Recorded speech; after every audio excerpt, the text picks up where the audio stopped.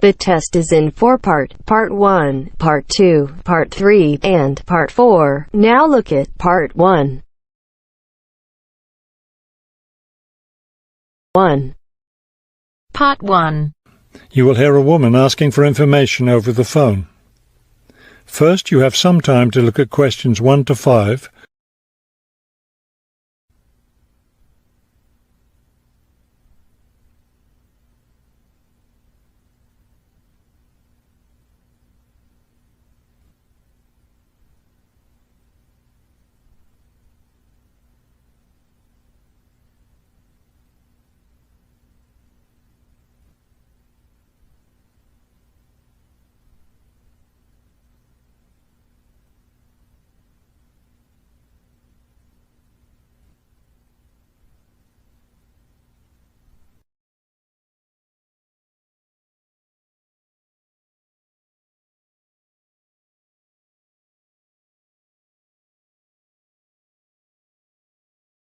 Now we shall begin.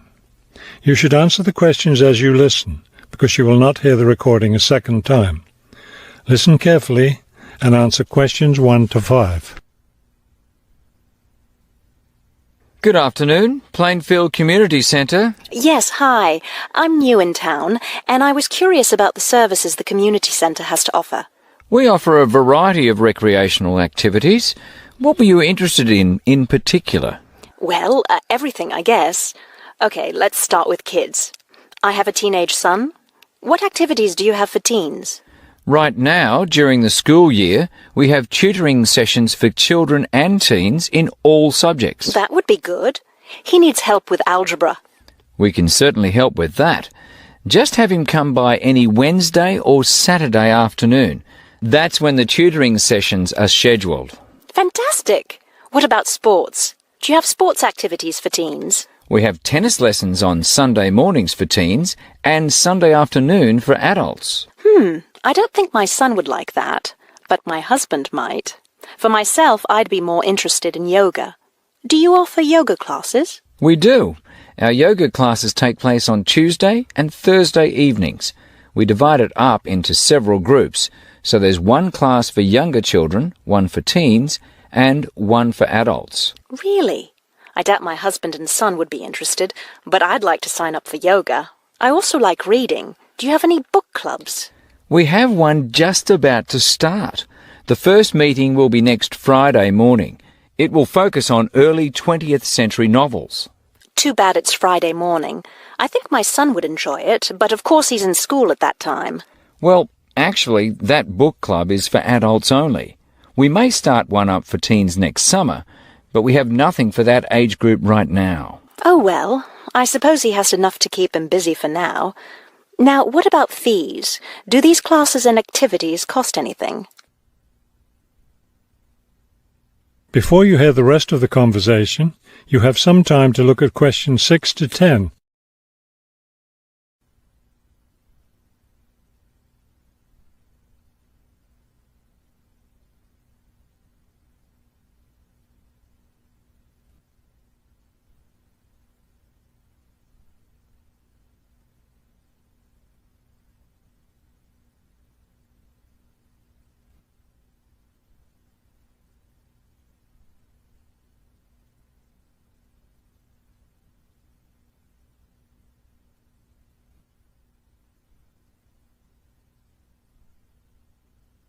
Now listen and answer questions 6 to 10.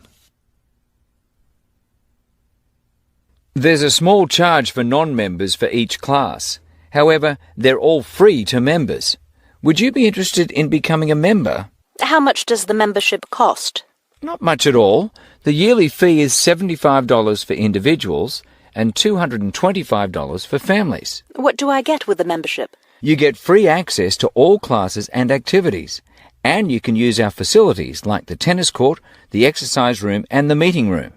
It's not a bad deal, really. Could you tell me exactly where the centre is located? It's at 107 Elliott Street. Is that Elliott with 2 L's or 1 L? 1 L. E-L-I-O-T. It's right downtown. I think I know where it is. Do you have free parking? Yes. You can park just across the street. There's a garage there. That sounds easy enough. Maybe I'll come in one day next week and sign up for some classes. That would be fine. But don't come on Monday because we're closed that day. We're open Tuesday through Sunday. Oh, thanks for telling me. Maybe I'll stop in on Tuesday then. Can I pay for the classes with a personal cheque? We accept cheques and credit cards. Okay, thank you very much. You've been very helpful. That is the end of part 1. You now have half a minute to check your answers.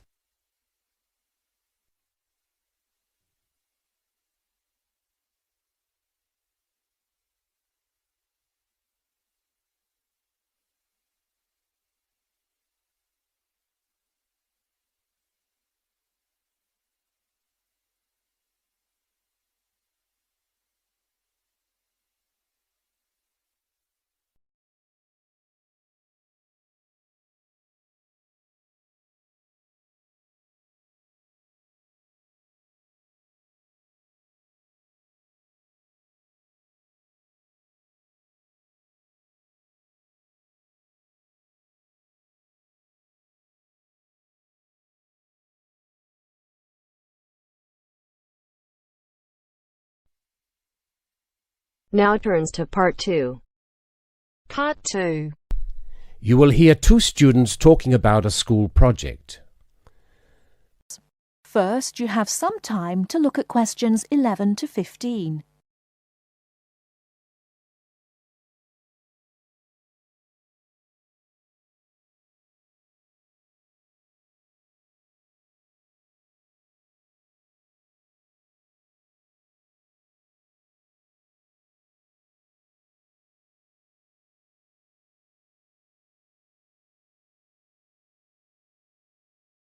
Now, listen carefully and answer questions 11 to 15.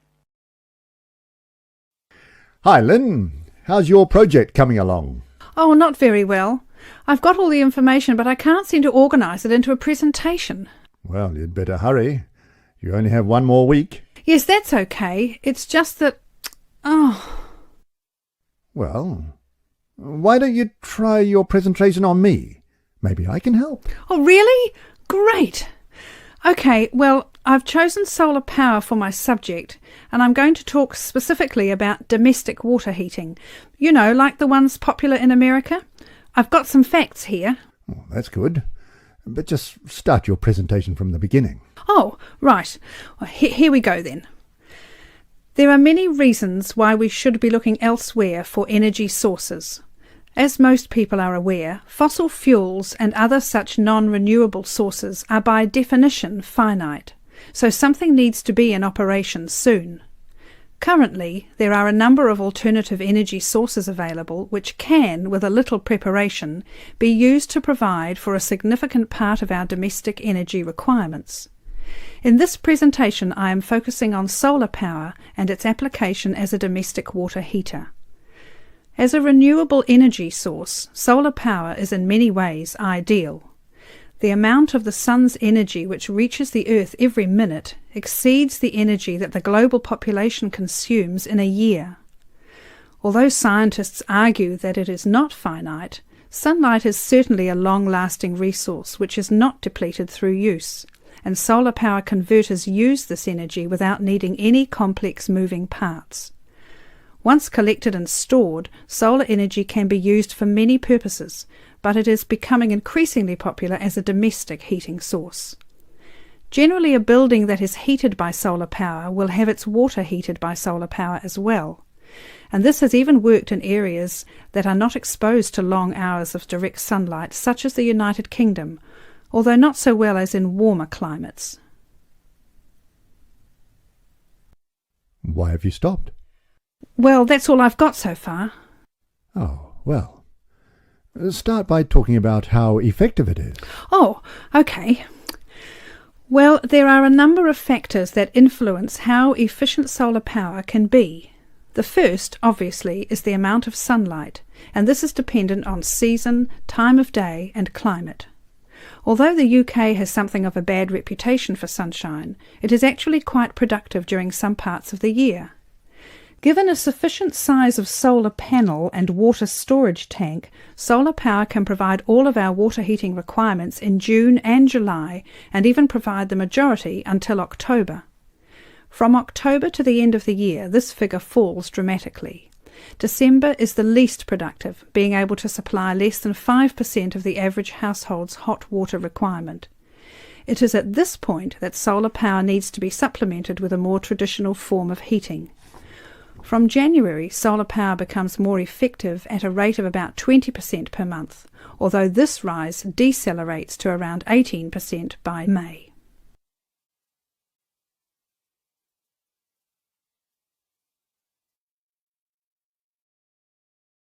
To 20.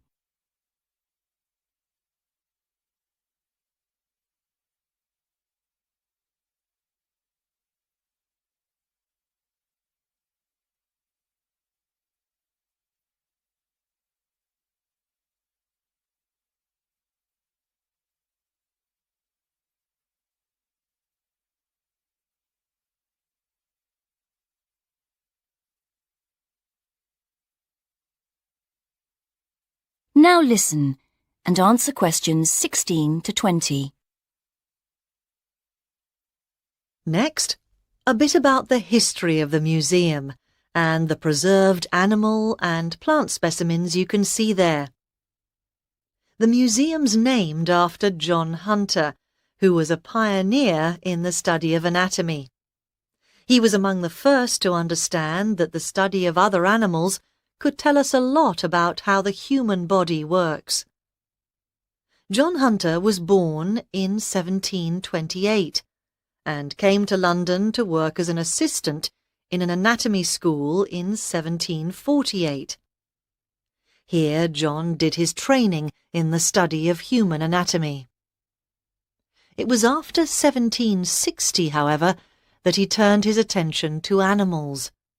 That's when he became a surgeon in the army, spending 3 years in France and Portugal, where he started collecting and preserving animal specimens such as lizards. On his return to London in 1763, Hunter set up in private practice and started to build up his collection of specimens. When he moved to a big house in Leicester Square in 1783, Hunter started to take in resident students and gave the name Teaching Museum to his collection. By the time of his death in 1793, Hunter had collected specimens from all over the world, including the first kangaroo to be seen outside Australia. He had 14,000 different exhibits, with 500 species of plants and animals represented. And many of these specimens can still be seen in the museum today, because in 1799 the collection was purchased by the government, who presented it to the Royal College of Surgeons. And they've been looking after it ever since, which is why the Hunterian Museum is located in their building in London to this day. That is the end of part 2. You now have half a minute to check your answers.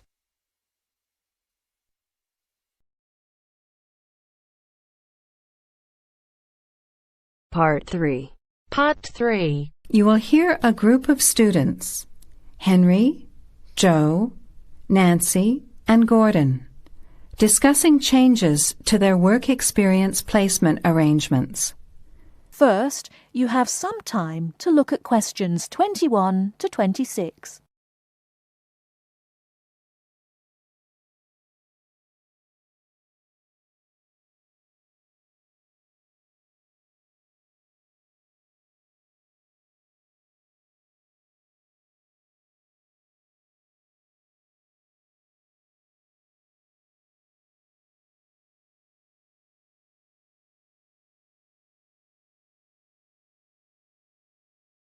Now listen carefully and answer questions 21 to 26.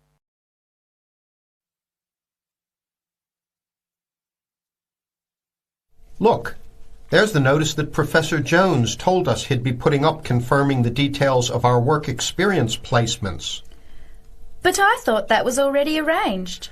No, he said he'd have to check with the companies that the days we preferred were okay for them. Let's see if any have changed. Teresa's not here today, but her name's first.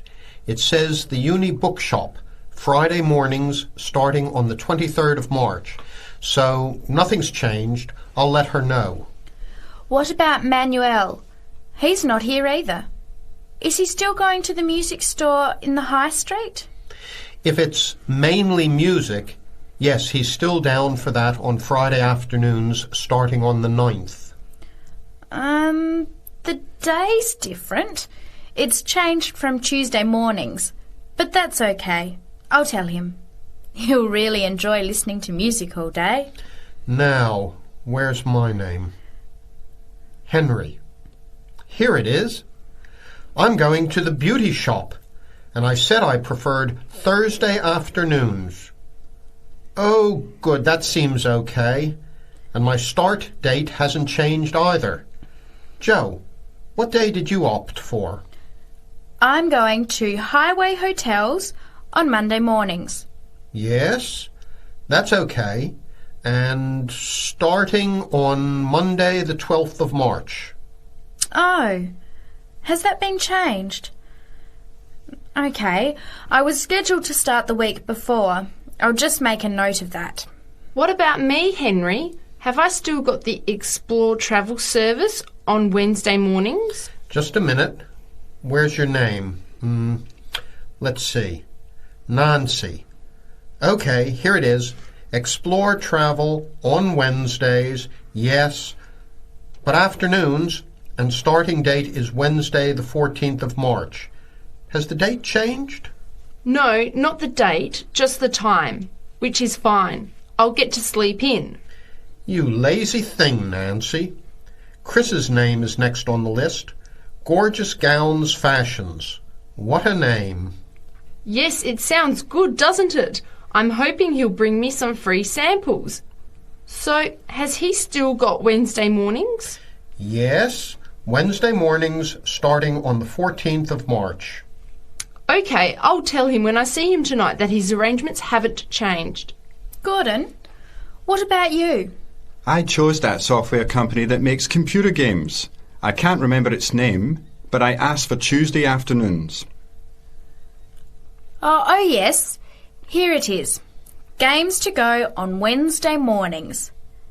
There's a note here saying they have their weekly staff meetings on Tuesday afternoons, so that wouldn't be much use to you.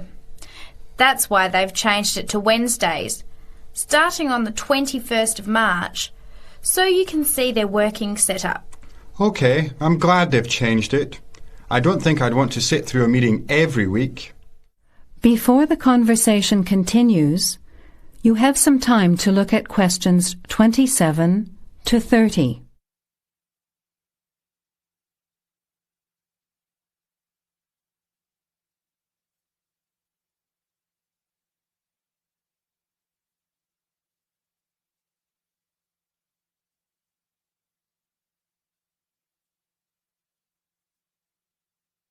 Now, as the conversation continues, answer questions 27 to 30.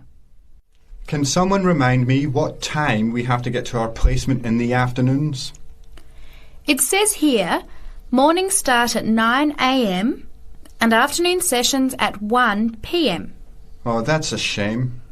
I thought Professor Jones was going to change it to 9:30 a.m. and 1:30 p.m. Yes, he did say that he'd try to make it later, but obviously that wasn't possible. By the way, just in case, what happens if we're ill or something and can't make it? Do we phone the college or the place we're going to? I think we have to phone the company first and then the college. Didn't you get the information sheet about work experience at our last seminar? No, I missed it because I had to go to the dentist. What else did it say? Well, we have to do a total of 24 hours altogether, So if we miss one of the arranged sessions, we have to organise another time to make up the hours. And he gave us details of the presentation we have to give about our work experience. Oh, really? What do we have to do? In week 10, we each have to give a presentation to the class about the company we've been with. It's 30% of our final mark for this subject, so it's going to be a lot of work. Yes, he's expecting us to do a lot of research while we're there so that we can outline the history of the company, its management structure, number of employees, other branches, etc. And he said we should use lots of visuals such as diagrams and flowcharts during the presentation. Yes, and we should also include what we did each week, the different departments of the company or positions that we observed, and try to relate what we saw to our studies so far. He gave examples like management style, accounting systems, information technology, and so on. You were right. It sounds like lots of work. That is the end of part 3. You now have half a minute to check your answers.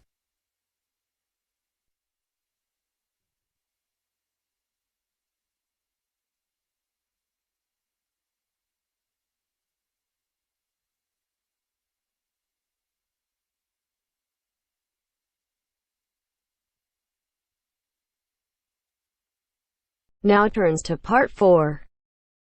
Part 4. You will hear a woman giving a talk at a popular science convention. She is describing research into artificial gills designed to enable humans to breathe underwater. Now you have some time to look at questions 31 to 40.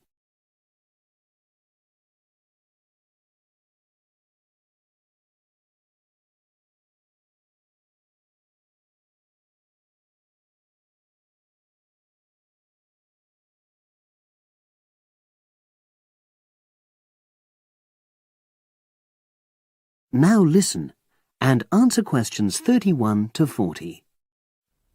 In my talk today, I'll be exploring the idea of artificial gills. I'll start by introducing the concept, giving some background and so forth, and then I'll go on to explain the technological applications, including a short, very simple experiment I conducted. Starting with the background. As everyone knows, all living creatures need oxygen to live. Mammals take in oxygen from the atmosphere by using their lungs, and fishes take oxygen from water by means of their gills, which of course in most fishes are located either side of their head. But human beings have always dreamt of being able to swim underwater like the fishes, breathing without the help of oxygen tanks. I don't know whether any of you have done any scuba diving, but it's a real pain having to use all that equipment.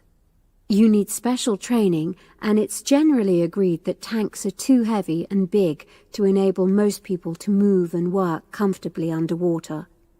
So scientists are trying a different tack. Rather than humans carrying an oxygen supply as they go underwater, wouldn't it be possible to extract oxygen in situ? That is, directly from the water while swimming. In the 1960s, the famous underwater explorer Jacques Cousteau, for example, predicted that one day surgery could be used to equip humans with gills. He believed our lungs could be bypassed and we would learn to live underwater just as naturally as we live on land.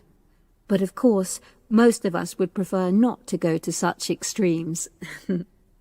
I've been looking at some fairly simple technologies developed to extract oxygen from water, ways to produce a simple, practical artificial gill enabling humans to live and breathe in water without harm. Now, how scientists and inventors went about this was to look at the way different animals handled this.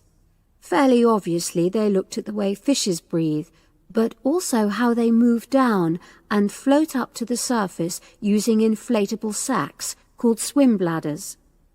Scientists also looked at animals without gills, which use bubbles of air underwater, notably beetles. These insects contrive to stay underwater for long periods by breathing from this bubble which they hold under their wing cases.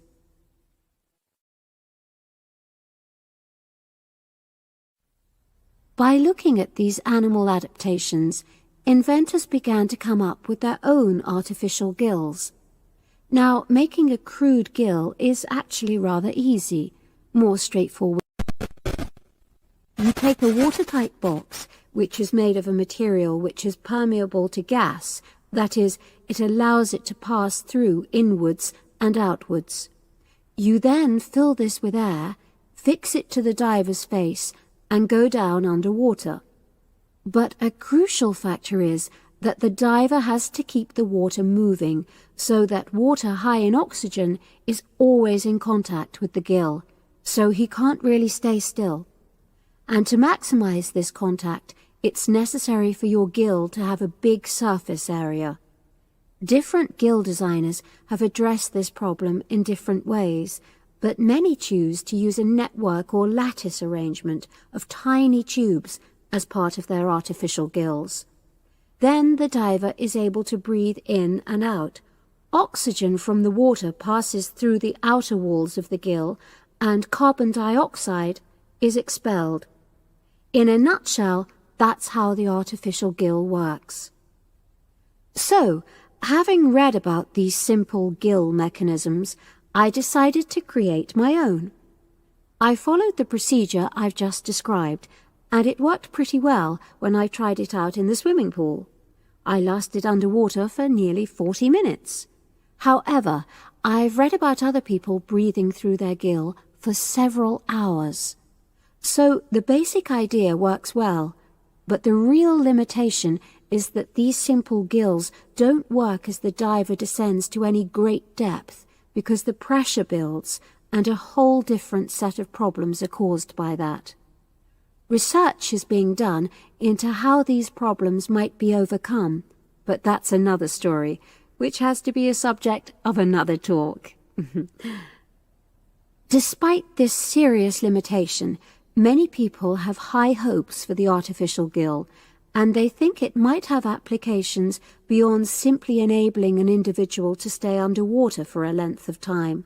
For example, the same technology might be used to provide oxygen for submarines, enabling them to stay submerged for months on end without resorting to potentially dangerous technologies such as nuclear power. Another idea is to use oxygen derived from the water as energy for fuel cells. These could power machinery underwater, such as robotic devices. So, in my view, this is an area of technology with great potential. Now, if anyone has any questions, I'd be happy to answer. Yes, lady at the...